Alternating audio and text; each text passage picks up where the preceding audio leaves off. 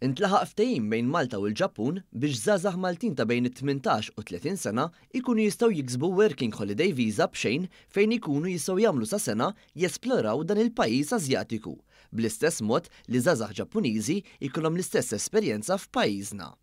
Il-ftehim intlaħaq hekk kif id-Deputat Ministru u Ministru għall-Affarijiet Barranin u t-Turiżmu Ian Borch li kien fir-reġjun iltaqa' mal-Ministru tal-Istat għall-Affarijiet tal-Ġappun Hisayuki Fuji l-4 wara nofsinhar fil-kapitali Tokyo. F'kummenti, id-Deputat Prim Ministru Malti esprima s-sodisfazzjon tiegħu lejn il-ftehim li se jkun qed jidħol fis-seħħ minn Jannar li ġej.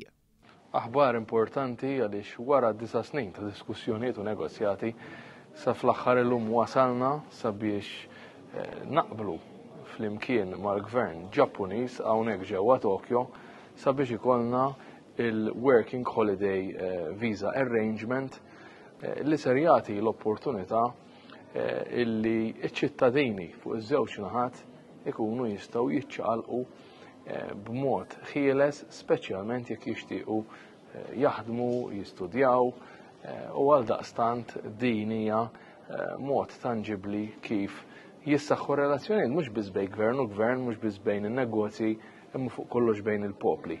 Iż-żewġ naħat iddiskutew ukoll ir-relazzjonijiet ekonomiċi u kulturali bejn iż-żewġ pajjiżi li komplew jitkattru f'dawn l-aħħar snin bil-ftuħ tal-Ambaxxata Maltija fil-Ġappun fl-2020 u l-Ambaxxata Ġappuniża f'Malta sena ilu.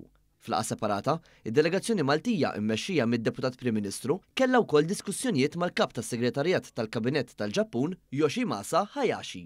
Il-ħamis, id-Deputat Prim Ministru se jmexxi ċ-ċelebrazzjonijiet tas-60 anniversarju ta' relazzjonijiet diplomatiċi bejn iż-żewġ pajjiżi waqt l-Expo 2025 fil-belt ta' Osaka.